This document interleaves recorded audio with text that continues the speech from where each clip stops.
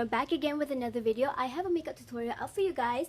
I hope you like it. I really like it. It's quite neutral, but it's still wearable. No, what am I saying? It's quite colorful, but it's still wearable because the colors that I chose is still in the neutral family. A lot of people can wear gold, but this gold has a little bit of a green tinge to it, so it's more colorful than your normal neutrals, but it's still neutral, you get what I mean?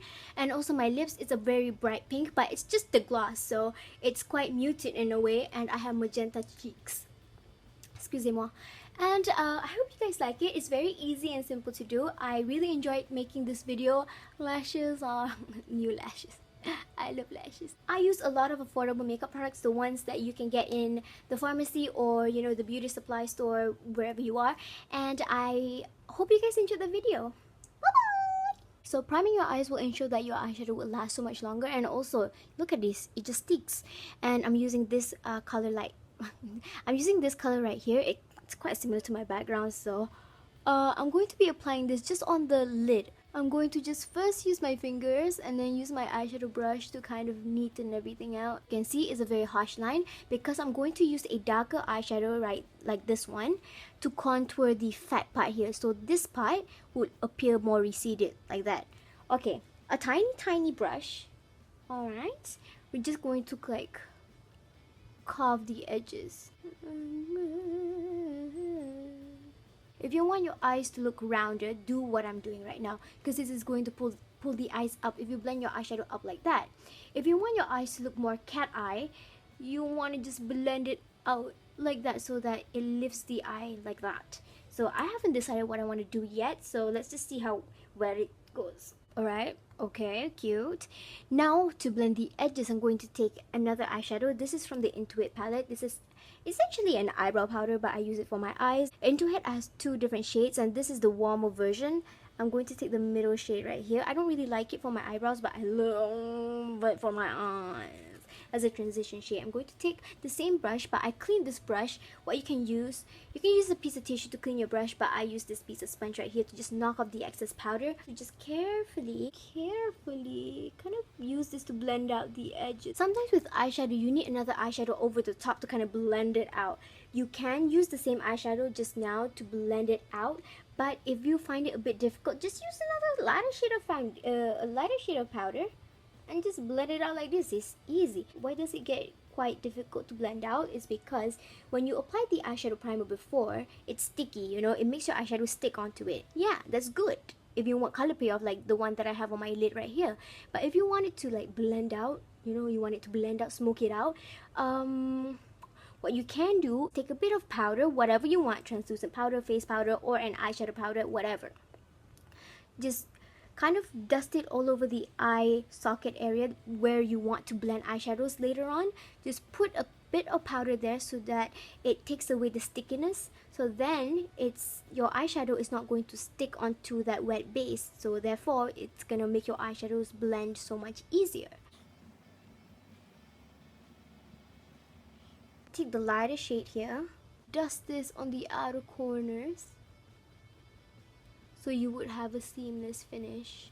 I want to just intensify the crease right here by using a darker shade of eyeshadow. So this is a darker shade of warm brown. As you can see, it's kind of like, it has a lot of red tones to it. Here's the lighter shade of eyeshadow that we use to kind of blend the darkness out. Here I'm going to like add a deeper shade to kind of like make it darker. Get what I mean?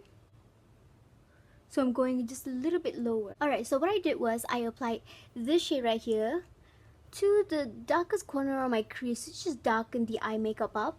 And then if you find that it doesn't really blend, as you can see here, the transition isn't exactly smooth, just take this initial crease color that we used earlier and just apply it just right there. Do whatever you can to kind of make sure that it all looks well blended. Add more colors if you need. If you feel like the transition isn't smooth, just use a lighter shade of powder just right there and just, you know, add it again. Look, okay. Is it well blended? No, not happy? Okay. Add more. Look again? Happy? Not happy? Okay, add more. It's really difficult for you to kind of like lighten a darker shade. So what I would recommend is to use a lighter shade of eyeshadow first, and then use a darker shade to kind of deepen the color up, because it's quite difficult to kind of blend a very dark eyeshadow out. Now the eye makeup is top heavy. I'm going to balance it out with a darker eyeshadow on the lower lash line. So I'm going to be focusing this color on the outer half of my lower lash line because I don't want it to look droopy. But applying a lower eyeshadow on the lower lash line is going to make your eyes look bigger. Take this shade right here and just blend it out because we want to have the same effect as the eyeshadow that we have on the upper lid. So I want to add just a bit of sparkle in the inner corners of the lower lash line right there. So I wet my brush and with the same lid color right here, I'm going to just apply on the lower lash line, just like that. To line my eyes, I'm going to take this eyeliner right here, but I don't like the applicator that is on this thing because it's one of those sponge tips and I find it quite difficult to kind of maneuver and create a wing. So I'm going to be taking my own brush and just glide it on the upper lash line and create a tiny, the cutest wing. I curled my lashes with the Daiso eyelash curler and I have a few coats of mascara. Now I'm going to just stick some falsies onto my lash line. These are just a pair of lashes that I just cut in half so that it's easier to wear. The eyelash adhesive that I will be using is from the brand called Marie Beauty.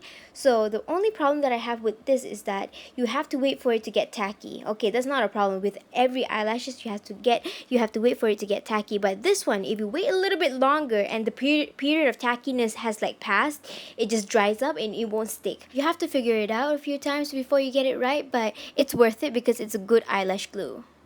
Moving on to the eyebrows, I want my eyebrows to look thick. You know the Gimme Brow by Benefit, the expensive mascara for your eyebrows? Well, this is kind of like the cheaper version. Just like any ordinary mascaras just like thickens the lashes. So this is going to highlight the individual hairs that you have on your eyebrows. So it makes it look natural and naturally bushy. I like. As I previously mentioned, Intuit has two eyebrow powders. The one below is the one that I use on my eyes because it has more of an orangey tone. The one above is the one that I'm going to use for my eyebrows because it's more cool tone. I'm only going to focus the eyebrow powder on areas that I don't have hair. The mascara kind of gives my eyebrows just a little bit of shape so it makes things easier. And as you can see, the eyebrows look super natural and very, very full. The foundation that I will be using today is this one from Maybelline Dream Liquid Mousse. It's a very heavy silicone foundation. It has a medium to full, no, not really a full, just a solid medium coverage, and I'm going to be applying this on the center of my face because that's where I need the most coverage, and honestly, I'm just going to blend this with my fingers. It's a very good foundation if you have a lot of textures like pores or just like rough skin because it's a very silicone heavy foundation. It's just going to glide through any of those imperfections and gloss over it. It looks nice. But it does not last long at all. It just slips right off your face, and if you sweat or oil up, it's just gonna look worse. This is worse than the one from L'Oreal, but you know the finish is very smoothing, which is something that I prefer, and it's not very buildable. Although I did try to build it up, it just stops at medium. But whatever it is, I still like it because it's smoothing and it's a concern that I have at the moment. Again, I only applied this foundation in the center of my face because I needed the most coverage, but on the outer corners of my face, I'm going to be applying a powder foundation, and I'm going to use this one from Pixy. At the moment, this particular shade is darker than my skin tone, so applying this on the perimeters of the face is going to give a very natural bronzy glow. To define my facial structure just a little bit more, I'm taking a darker shade of powder. This is a very cheap contour palette. I'm going to be applying this on the very lowest part of my cheekbone where the hollows are at. And then I'm going to be applying the same color on the side of my temples because this is going to bring the tops of the cheekbones even more. This contour powder can be patchy. If you have moisture on the skin, it can just apply uneven. You just have to be careful because it takes a little bit more time blending out. The formulation is very, it's very pretty because it's not a really dusty formulation, so even those with dry skin can use this. But I find that the color isn't right because it's more on the red tone side. But it works better as a contour rather than a bronzer. For bronzer, I need something that is a little bit more orange, so that's why I'm pulling out my eyebrow palette and being so creative. I'm using the lighter shade of the palette because it's more orangey, and I'm going to use this as my bronzer. I'm going to slim out my nose. This is the eyebrow powder that is more on the cooler side. I'm going to take the lighter shade and just contour my nose. I apply the most product on the tip of my nose because that's where I need the most help, basically. And then I'm just going to blend it out. For my blush, I personally love matching my lips with my blush because I just feel like it looks very harmonious. So I'm gonna be taking this very bright pink on the far right here. This is a lip gloss from the brand called Miniso. It's just like 10 ringgit or something like that. And I don't really prefer this because I have the ones from Revlon in Pink Pop that is very similar, and I prefer the formulation of Pink Pop because it applies evenly and it's more moisturizing than this one. Yes. That is the look done. I hope you guys enjoyed the video, and do you want to see my hair?